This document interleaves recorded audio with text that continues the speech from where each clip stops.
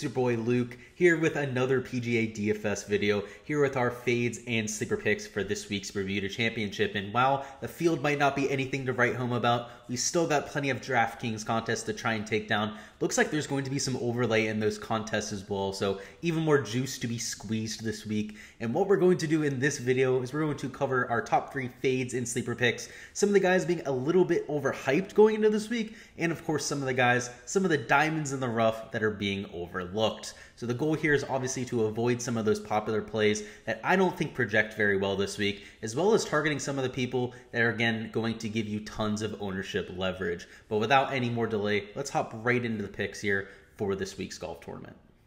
Starting off our fades with Russell Knox at $7,700. He was somebody I would have considered playing at reasonable ownership levels, but coming in as one of the highest owned players period on the entire slate at 20.89% expected ownership, I'm going to be fading him this week, especially when we take a look at some of the advanced metrics with him.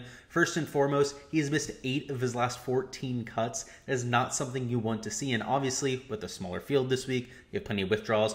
Also, with just a weaker field in general, it's going to be easier to make a cut, but you really question his top-end upside. First off, let's look at his putting, where he loses 0.2 strokes per round on Bermuda grass. He's not typically one of the better putters on tour, but Bermuda grass is still one of his least favorite surfaces. And a lot of the narrative here, a lot of what's driving his ownership is the wind, right? He's somebody who's played well in the wind in the past. He hits the ball very low. He's from Scotland, so he checks all of those boxes. But is that worth 20% ownership? I mean, if this was a guy owned in 6, even 10% of lineups this week, I'd be willing to stomach that kind of exposure, but at over 20%, you have to allocate 40, even 50% of your player pool just to get significant leverage. And for me, that is going to make him a clear fade. This guy is extremely volatile, somebody who misses a ton of cuts, and you can really question his ceiling as well. Somebody who, even when he makes cuts, hardly ever cracks the top 25. So for me, Russell Knox going to be a clear fade, even at this weak field event. At number 2, you have Adam Hadwin at $9,400. Also somebody I would have considered playing this week. The model likes him, the course fit is definitely there, but 22.81% expected ownership is again just far too high.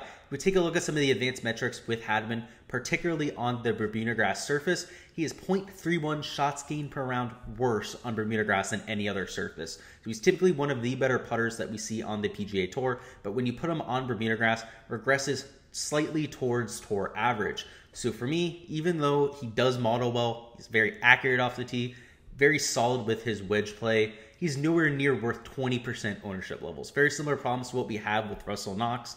If he was somebody in the single-digit ownership range, he would be a smash play. But as chalk, there's definitely more than one avenue where he can end up failing this week. So for me, going to be a fade. But finally, for our number 1 fade, somebody who I've touted on this channel plenty already, even in his short career, that being Mito Pereira at $10,500.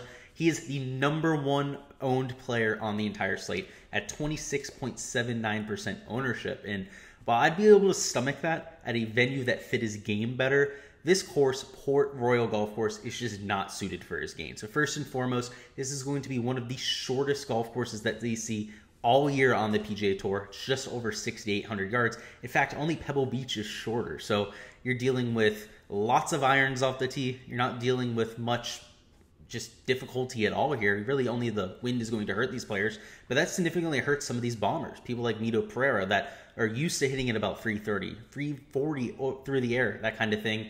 Inaccurately. Here, first off, they're not going to be able to do that. A lot of these holes are dogleg to the left or right, which forces you to hit iron off the tee. And second off, there's just not a huge advantage to it. This course is already extremely short. You can hit irons off of a lot of these tees and still have wedges into these greens. At the very most, a pitching wedge, or even, maybe a 9-8 iron if you had to go up into the iron. So for me, Mito Pereira, there's going to be better tracks to play him. Something else that I just don't like here is his splits on Bermuda grass. Again, we don't have a massive sample size or anything like that, but for the rounds that we have measured for Mito Pereira, he's a significant loser on Bermuda. In fact, he loses 0.66 shots gained putting per round on the surface. That is actually one of the worst marks in this entire field, regardless of sample size. So again, there's going to be plenty of opportunities to play Mito. We're going to get him at places where distance really matters. We're going to get him at places where accuracy off the tee isn't as important.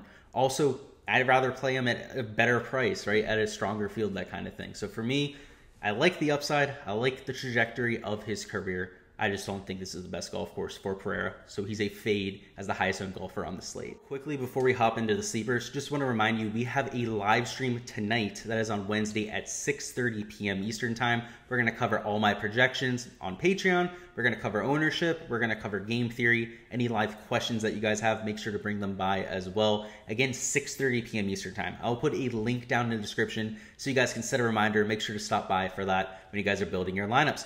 But now for our sleepers, first off is going to be Stephan Jaeger at $8,400. And if you had to make a golf course for Jaeger, it would essentially be Port Royal Golf Course. A course that's not very long. You can get away with only hitting it 280, 290 yards. Also prioritizes accuracy off the tee. But more than anything, a golf course that prioritizes the short game. And that's something that Jaeger is world class at. You could do a clinic on it for every single player in the PGA Tour.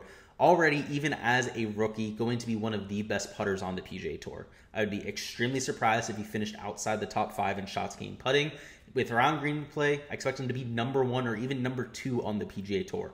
Perhaps only somebody like a Kevin Na, maybe a Patrick Reed if he has a really good year around the green, passes somebody like Jaeger. That's just how good he is with around the green play. So for me, at a golf course that's short like this, he's going to be somebody I'm definitely targeting, especially at single-digit ownership. You can see right now projected for just 6.93% ownership, which is definitely more than appetizable for me. Very easy to go ahead and get leverage on that. For me, I'm owning him about 22% of my lineups for this week.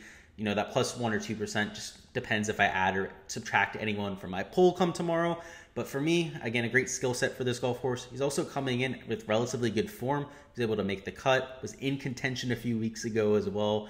Really had the ball striking going that week. And if he brings any semblance of some iron play here to Bermuda, he's going to be in contention and potentially win. So I really like this spot for Jaeger. Really like the price tag as well. Could have very easily been priced near $9,000 or even $9,500, and I still would have been all right with it. At number 2, we have Thomas Detry. Not somebody that we see a ton on the PGA Tour, but this guy is a world-class player. Somebody who recently broke out on the European Tour for his first ever win. So $8,900, and at 6.8% ownership, that is extremely low for somebody of his pedigree. Definitely somebody who I'm going to be putting into a bunch of my lineups this week. Not only is he popped from time to time, and in really big fields, really good fields on the PGA Tour, he's also somebody who, like I said, got that win recently.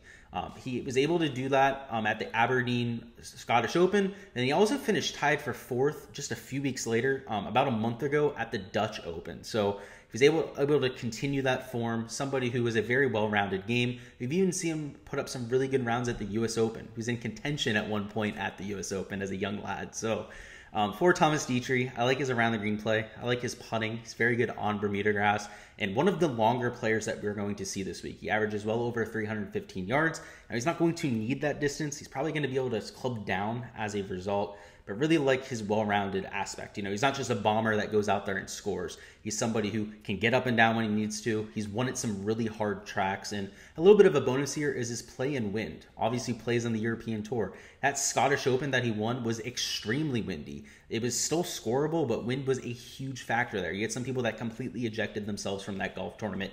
He held his own there. He's also held his own at the U.S. Open. It's also been in some blustery conditions.